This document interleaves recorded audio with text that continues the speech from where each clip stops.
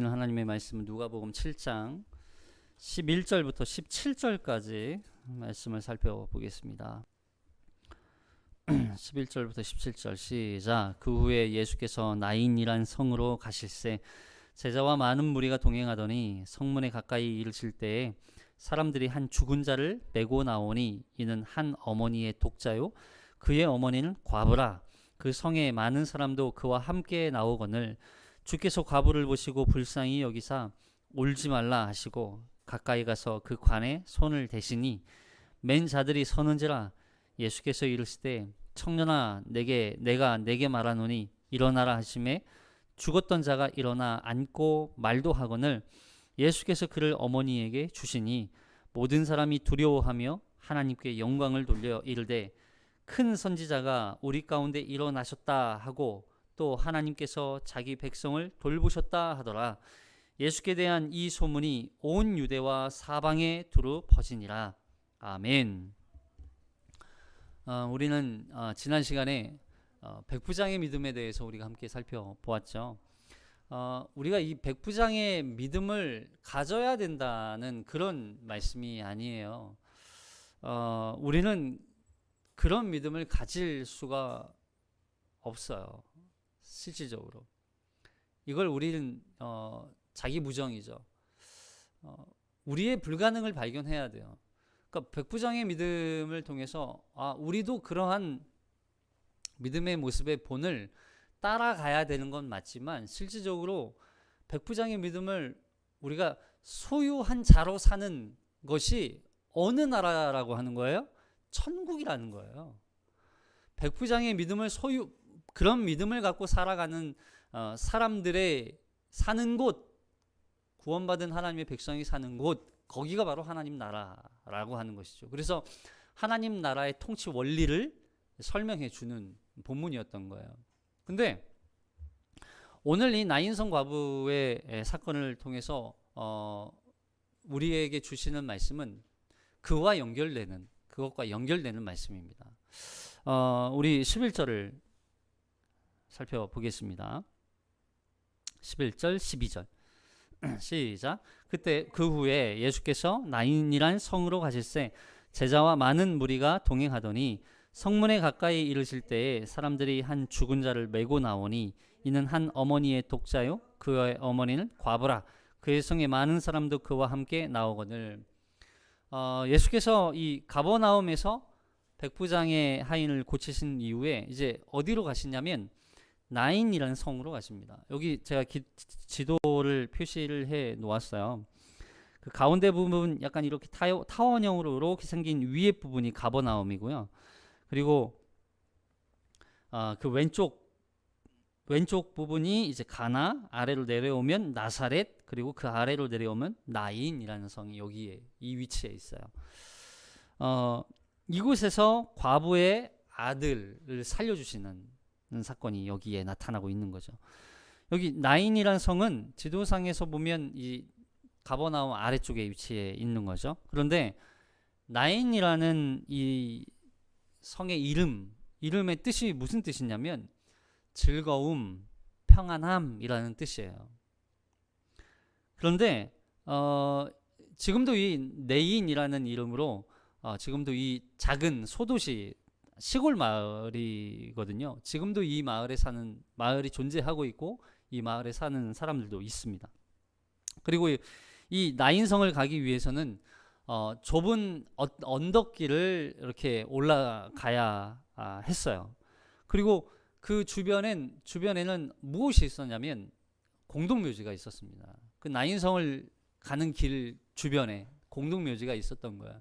그래서 지금 이 나인성의 과부의 아들이 죽었잖아요. 죽은 지 이제 한 3일 내지는 5일, 보통 이제 2, 3일에 장례를 치르니까 관에 이 시신을 넣고 공동묘지에다가 묻기 위해서 오고 있는 중이었던 거죠. 그 와중에 이 장례 행렬과 예수님이 마주치게 된 거예요.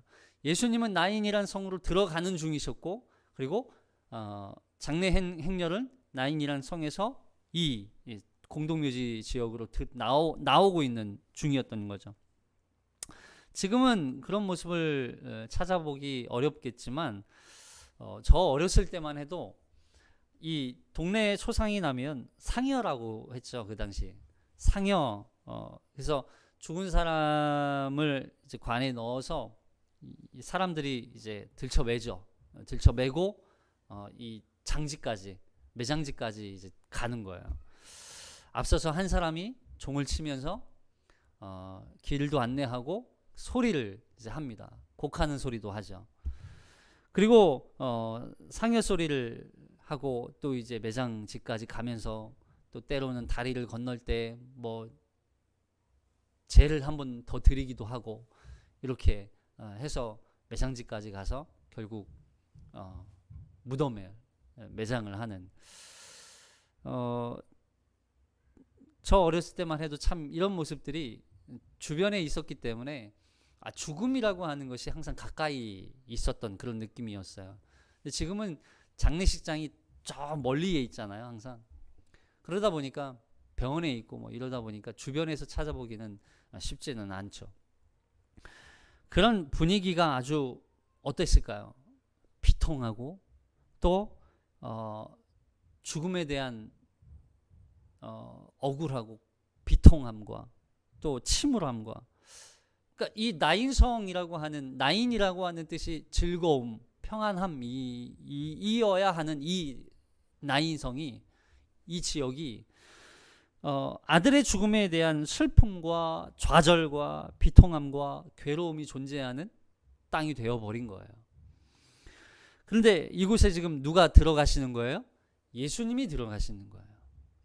생명이신 예수님이 그곳에 들어가시는 거예요. 결국 죽음의 문제는 무엇의 부재예요?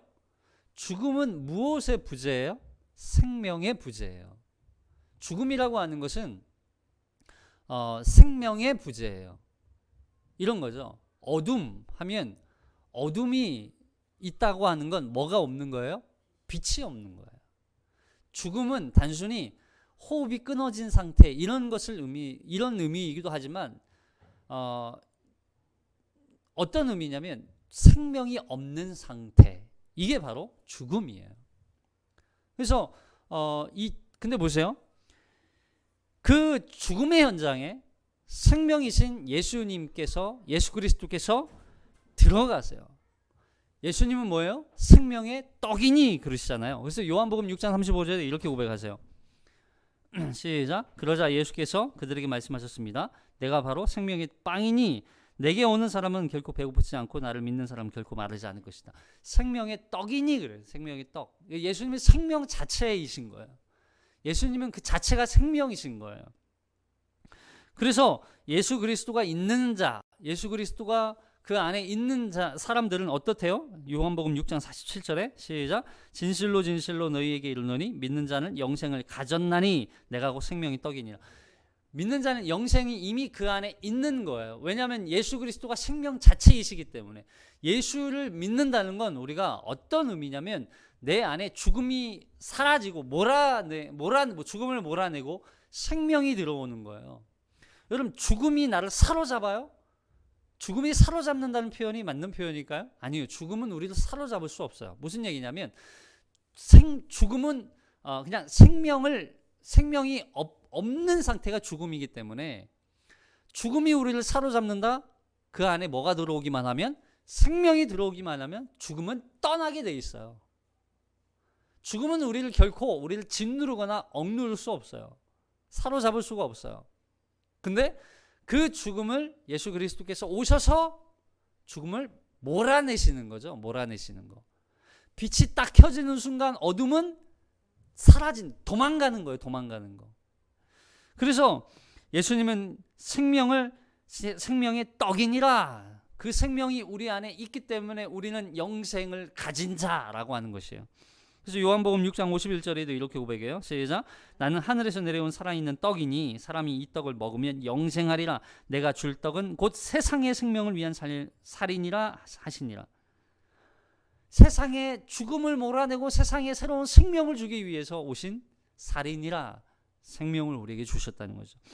지금 영화의 한 장면을 우리가 한번 생각을 해보세요. 죽음이 나와요. 나인성으로부터 죽음이 나와요. 그리고 그곳에 생명이신 예수님이 들어가세요. 그러니까 죽음에 사로잡혀 슬픔과 좌절과 비통함으로 가득한 곳에 생명이신 예수님이 어떻게 해요? 들어가시는 거죠. 그리고 예수 그리스도께서 들어가실 때 예수님으로 채워지는 거예요. 예수의 생명으로 채워지는 거예요. 그래서 비로소 그곳에 생명이 채워질 때 뭐가 생길까요? 즐거움과 평안함이 생기는. 나인성의 원래 의미가 즐거움 평안이었는데 거기서 죽음이 있으니까 즐거움이 아니에요. 비통함이에요. 사망이에요. 죽음이 있었어요. 근데 거기에 예수 그리스도의 생명이 들어가니까 비로소 즐거움과 평안이 생기게 되는 거예요. 여러분, 우리 안에 뭐가 즐거움이 없어요? 우리 안에 평안함이 없어요? 지금 누가 부재 중인 거예요? 예수가 부재 중인 거예요. 우리 안에 지금 예수 그리스도께서 부재 중이시기 때문에, 예수의 생명이 없기 때문에 불안하고 즐겁지 않고 평안하지 않은 거예요. 우리 안에 항상 예수 그리스도께서 와 계시도록, 생명이 우리 안에 차고 넘치도록. 그래서 우리는 죽음에 사로잡히는 게 아니라 뭐에 사로잡혀야 돼요? 생명에 사로잡혀야 돼요. 그것을 아주 잘 보여주는 사건이 바로 요한복음 2장에서 나오는 가나의 혼인잔치죠. 여기 2장 2절. 자, 시작. 예수와 그 제자들도 혼례의 청함을 받았더니 포도주가 떨어진지라. 예수의 어머니가 예수에게 이르되 저들에게 포도주가 없다 하니. 7절. 예수께서 그들에게 이르시되 항아리에 물을 채우라 하신즉 아기까지 채우니 이제는 떠서 연회장에 갖다 주라 하시매 갖다 주었더니 연회장은 물로 된 포도주를 맛보고도 어디서 났는지 알지 못하되 물 떠온 하인들은 알더라. 연회장이 신랑을 불러 말하되 사람마다 먼저 좋은 포도주를 내고 취한 후에 낮은 것을 내거든 그대는 지금까지 좋은 포도주를 두었도다 하느니라. 예수께서 이 첫 표적을 갈릴리 가나에서 행하여 그의 영광을 나타내심에 제자들이 그를 믿으니라. 보세요. 혼인잔치에서 제일 중요한 게 뭐예요? 포도주예요. 물론 이제 술 안 드시는 분들은 이렇게 얘기하면 뭐 혼인잔치, 결혼식에서 제일 중요한 건 신랑 신부죠. 근데 그들은 주인공이고 그 결혼식을 더 기쁘게 만들 수 있는 요소, 매개체가 바로 포도주였어요. 근데 포도주가 지금 떨어졌다는 얘기는 이 혼인잔치, 기쁨이 넘치고 즐거움이 넘치고 또 진짜 축복이 넘쳐야 할 이 혼인잔치에 포도주가 없다는 것은 그냥 거의 뭐 저주죠.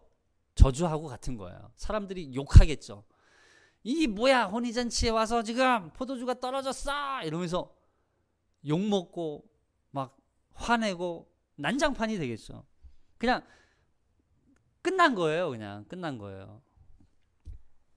여기저기서 막 화를 내고 만신창이가 됐을 거예요. 근데 거기에 기쁨이 사라진 그곳에 예수님이 오심으로 말미암아 그 기쁨이 회복되는 거예요. 그 기쁨이 회복되는 거예요. 이 장면에 과부와 함께 하는 사람들이 많이 있었어요.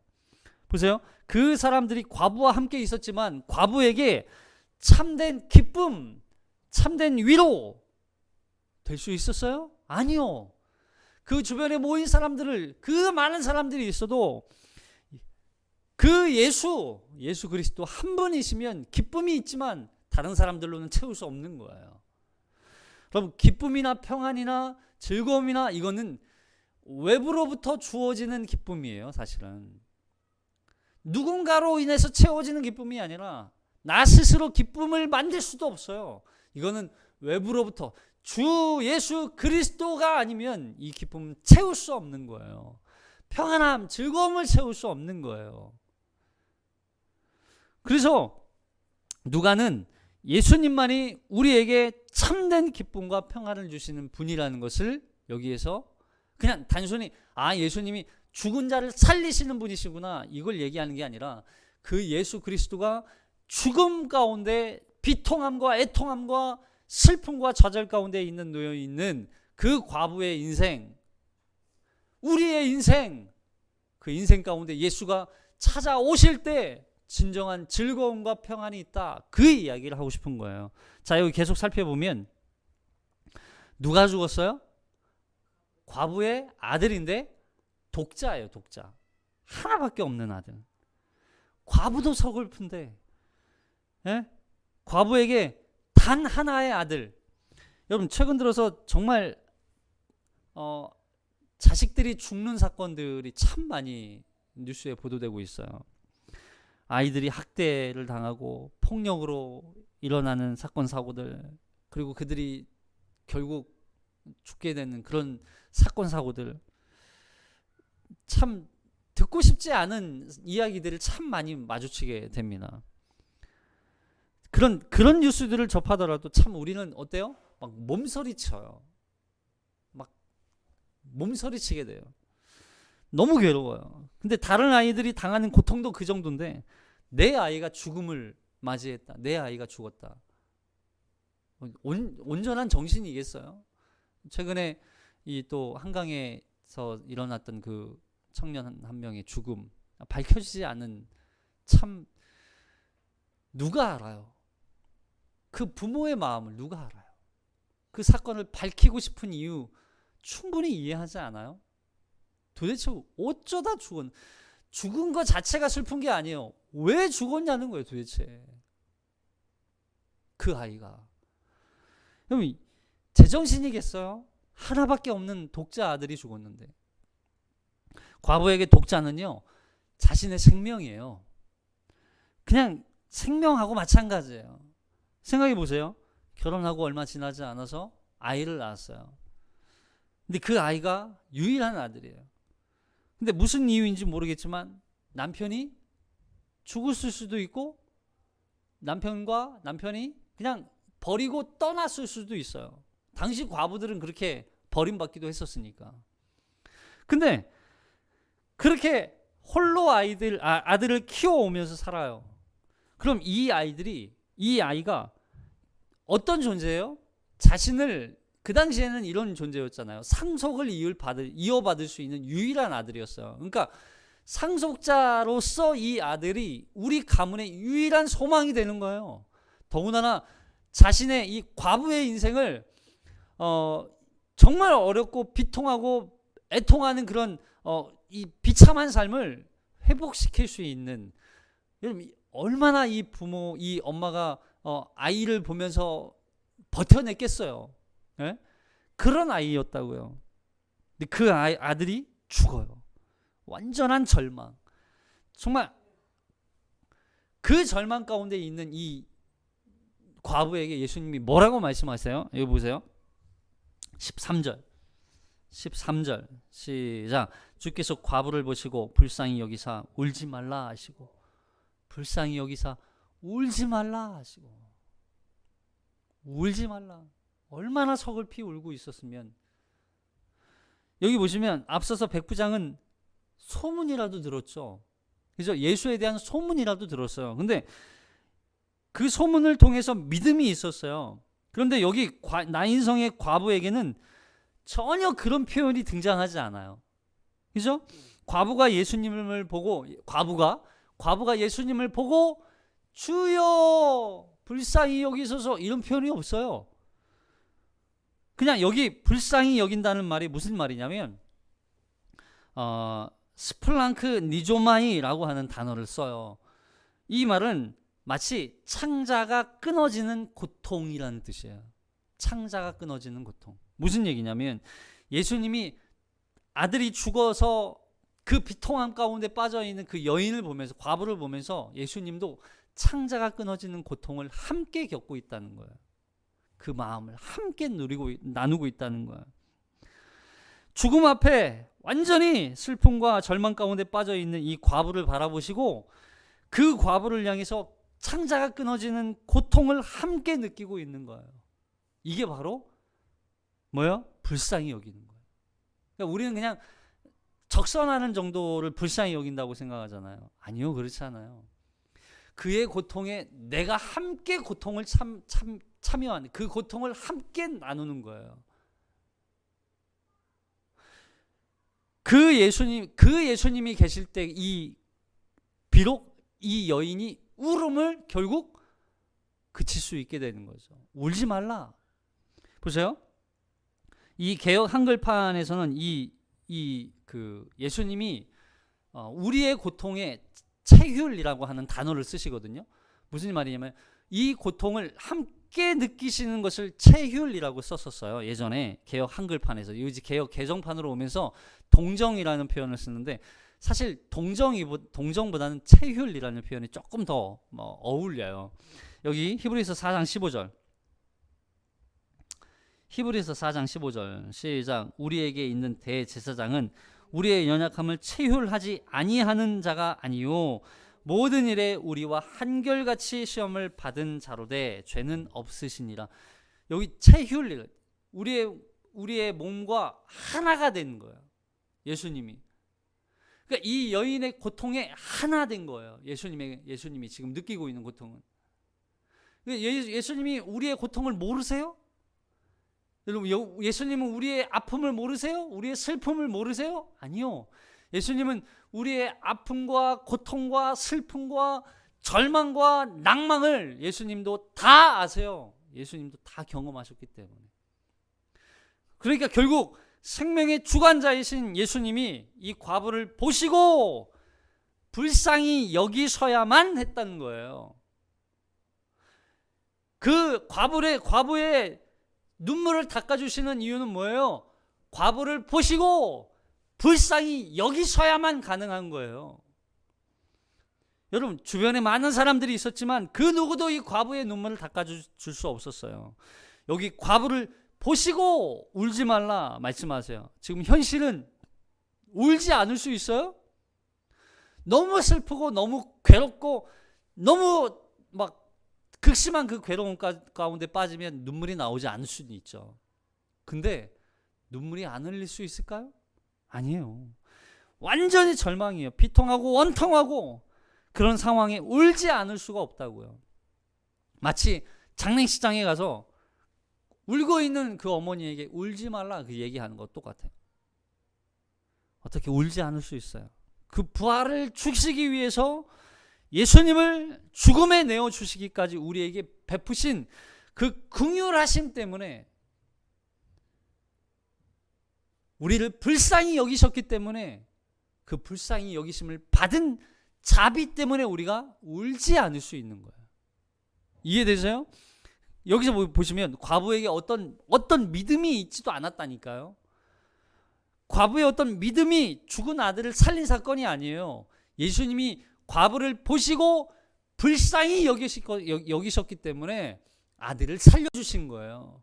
결국 이 이야기는 예수님의 자비하심, 그 긍휼하심, 그리고 불쌍히 여기심이 이 과부의 아들을 살리셨다는 걸 이야기하는 거예요.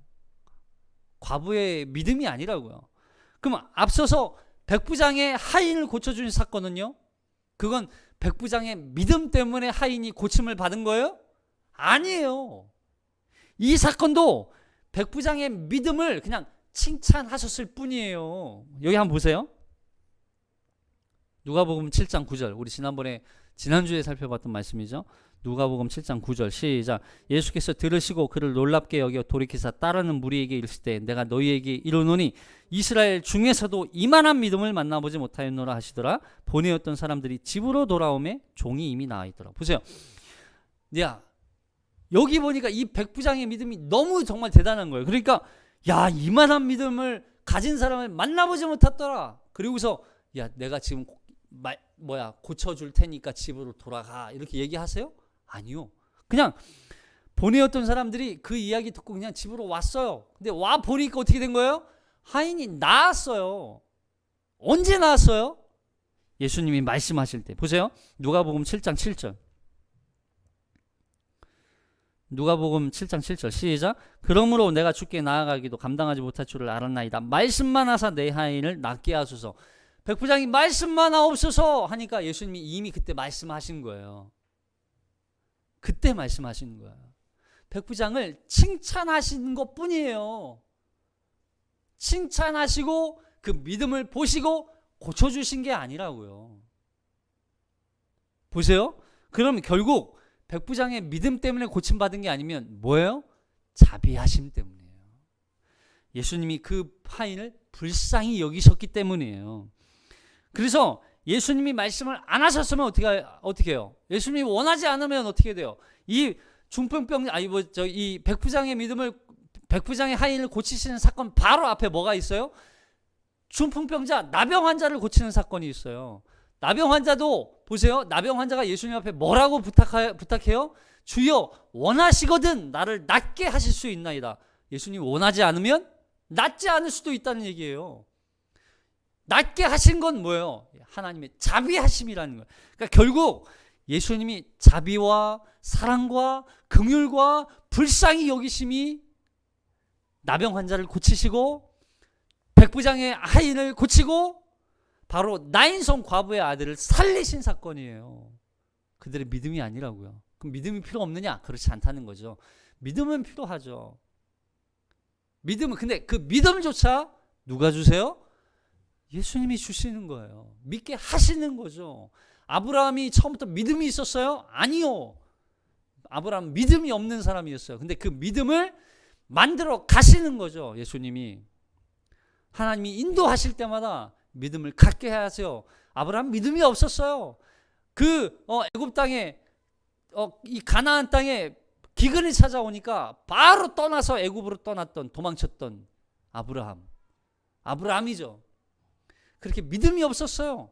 그리고 자기가 이 아내를 누이라고 속이기까지 하는 자신의 신변이 위험을 느끼니까. 그럼 아브라함은 믿음이 없는 사람이었어요. 근데 그의 믿음을 누가 만드세요? 하나님이 만드시는 거예요. 결국 나병 환자도 또 백부장도 이 나인성의 과부도 그 믿음을 만드시는 거죠. 그래서 그 믿음을 주시는 거예요. 우리에게도 믿음을 주셨기 때문에 우리가 그것을 믿게 되는 거죠. 여러분, 믿음이 먼저예요? 하나님의 구원의 역사가 완성됨이 먼저예요? 먼저는요, 하나님이 구원을 완성해 놓으시고 우리에게 믿으라 말씀하시는 거예요. 우리가 믿었기 때문에 하나님이 구원이 되는 게 완성되는 게 아니라고요. 지난 시간에도 말씀드렸어요. 우리가 원수를 사랑하고 선대하고 아무것도 바라지 않고 또 구워줄 수 있는 이유가 뭐예요? 정말 내가 착해서 이것이 가능한 거예요? 그러면 세상에 이것을 하지 않는 사람들은 착하지 않은 사람이에요? 아니에요. 이건 바로 우리가 지극히 높으신 그 하나님의 또 예수 그리스도의 자비하심과 은혜를 경험했기 때문에, 그것을 은혜를 받았기 때문에 그 받은 만큼의 우리의 삶으로 그것이 나타나는 것뿐인 거예요. 보세요. 그래서 하나님의 은혜와 자비가 아니면 우리는 아무것도 할 수 없어요. 하나님의 긍휼하심이 아니면 우리는 살아날 수가 없다고요. 하나님의 여기 불쌍히 여기심 아니면 우리는 그냥 죽은 거예요. 죽은 거. 그냥 영원한 형벌에 그냥 빠져서 그냥 이 땅에서 죽어 끝나는 인생이라고요. 근데 그 불쌍히 여기심으로 말미암아 우리의 비통함과 애통함을 아시고 우리를 구원하신 거, 이게 바로 구원이라는 거예요. 자, 백부장의 하인을 고쳐주신 것도, 나인성의 과부의 아들을 살려주신 것도 모두 주님의 은혜와 자비하심이었다는 것이죠. 보세요. 그러면 그리고서 예수님이 이 아들을 살리실 때 어떻게 살리시는지 한번 봅시다. 14절 시작. 가까이 가서 그 관에 손을 대시니 맨 자들이 서는지라. 예수께서 이르시되 청년아 내가 네게 말하노니 일어나라 하시매. 여기 관에 예수님이 손을 대세요. 그러자 그것을 맨 사람들이 멈춰요. 그리고서 그 관 안에 있는 시체죠. 시체. 그 아들에게, 청년이었던 것은 이제 한 20살쯤 된, 그죠? 청년으로 이제 표현하고 있죠. 그래서 청년아 일어나라 명령하시죠. 그러자 청년이 일어나요. 그리고 말도 해요. 보세요.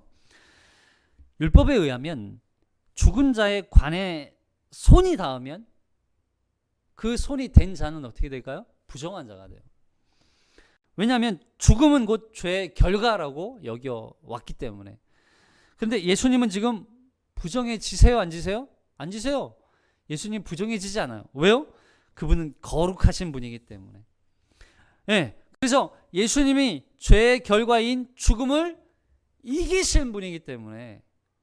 그래서 로마서 6장 23절에 이렇게 고백하잖아요. 시작. 죄의 삭은 사망이요 하나님의 은사는 그리스도 예수 우리 주 안에 있는 영생이니라. 죄의 삭은 사망이지만 그러나 그리스도 예수 안에 있는 그 영생이 찾아와요. 왜요? 그 그리스도 예수의 생명이 거룩하신 예수 그리스도로 말미암아 우리에게 주어지기 때문에. 그래서 죽음을 생명으로 바꾸신 분, 죄와 사망으로부터 우리를 해방하신 분, 그분이 바로 예수 그리스도. 죄와 사망을 다스리시는 분. 그래서 로마서 8장 1절에 이렇게 고백합니다. 시작. 그러므로 이제 그리스도 예수 안에 있는 자에게는 결코 정죄함이 없나니 이는 그리스도 예수 안에 있는 생명의 성령의 법이 죄와 사망의 법에서 너를 해방하였느니라.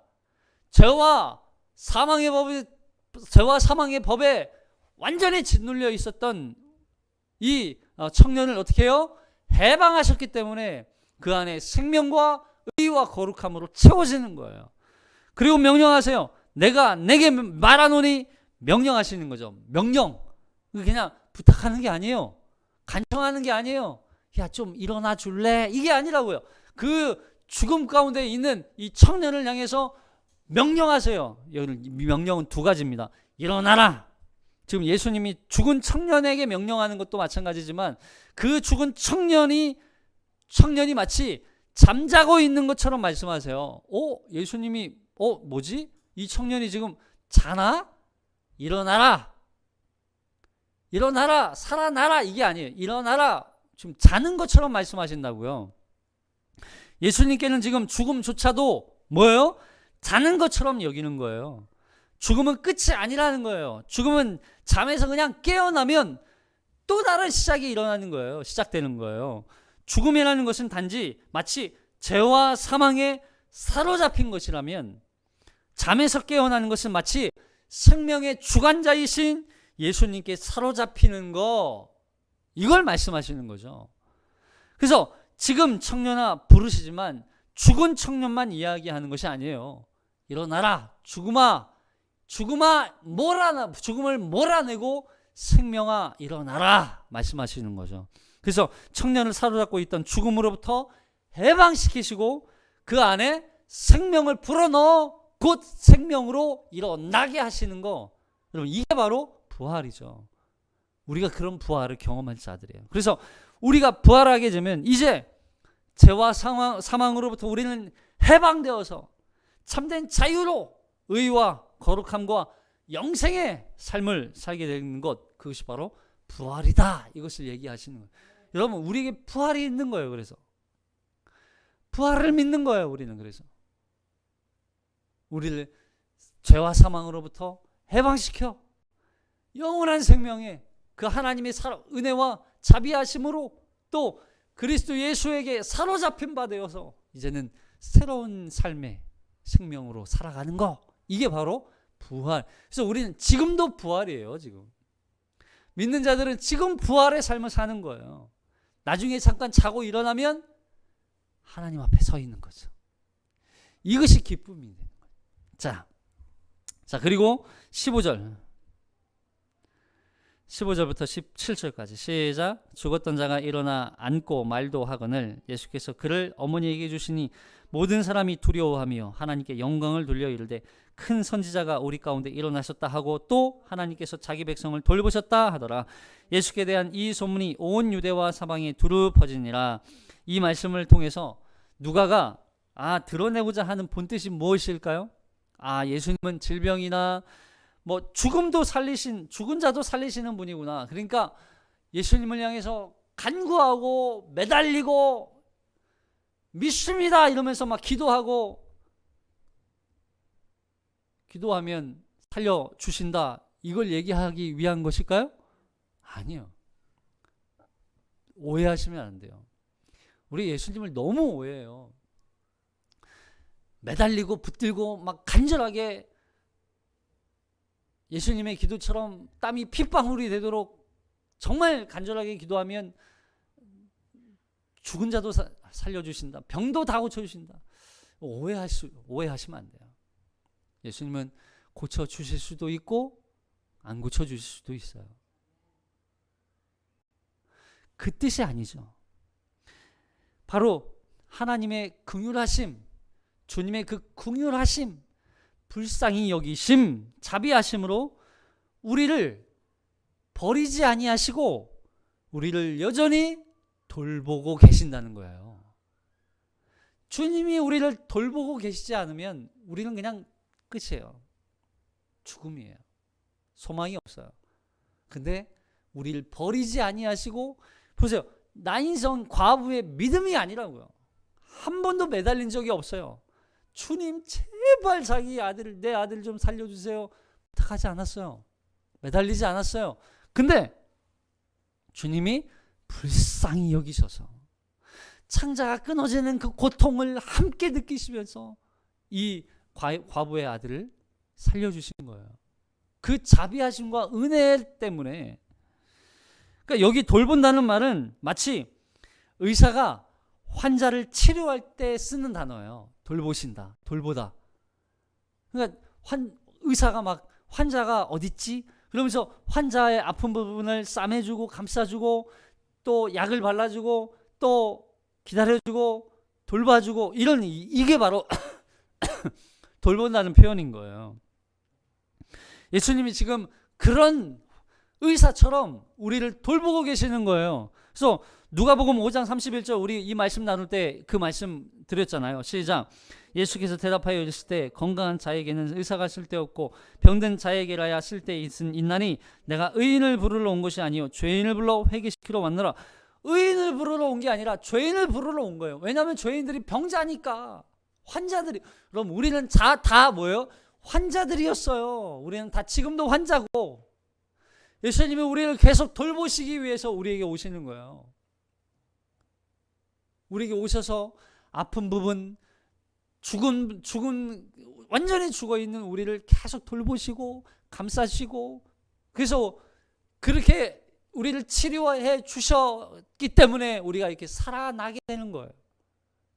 주님이 우리를 돌보셔야 돼요. 그런데 주님의 돌보심이 단 한순간도 우리를 버리거나 돌보심이 멈춘 적이 없다는 거예요. 그래서 큰 선지자라 이렇게 말하는 것은 구약의 말라기 선지자 이후 400년 동안, 4세기 동안 단 한 번도 선지자의 말씀이 선포되지 않았어요. 사람들이 뭐라고 생각했을까요? 하나님이 우리를 버리셨나 봐. 하나님이 우리를 떠나셨나 봐. 우리는 끝났어. 우리는 이제 소망이 없어 생각했겠죠. 그 와중에도 메시아닉 주, 메시아를 기다리는 유대인들, 메시아를 계속 기다리고 소망하는 남은 자들이 있었겠죠.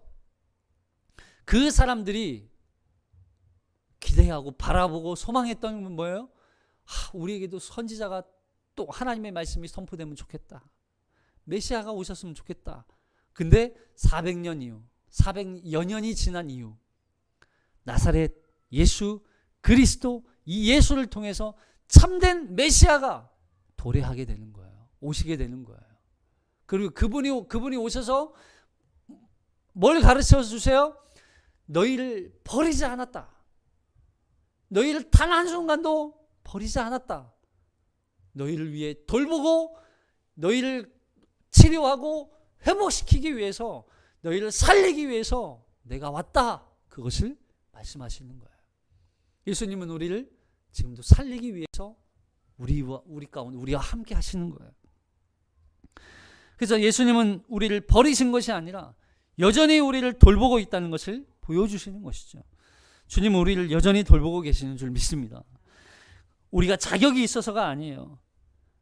백부장의 믿음이 좋아서예요? 아니요. 나인성 과부의 믿음이 좋아서요? 아니요. 자격이 없어서요. 주님의 긍휼하심과 자비하심으로 불쌍히 여기고 계셨기 때문에, 불쌍히 여기셨기 때문에 돌보시고 있는 거예요. 또 죄와 사망에 사로잡혀 죽어있는 우리를 돌보시고 우리와 함께 하시고 우리를 생명으로 돌보고 계시는 그 예수 그리스도. 그 예수가 우리와 함께 한다는 것을 우리가 믿고 한 주를 살아내는 거예요. 한 주간도 우리가 믿음으로 말미암아 한 주도 승리해내는 저와 여러분이 되시기를 주님의 이름으로 축복합니다. 기도하겠습니다.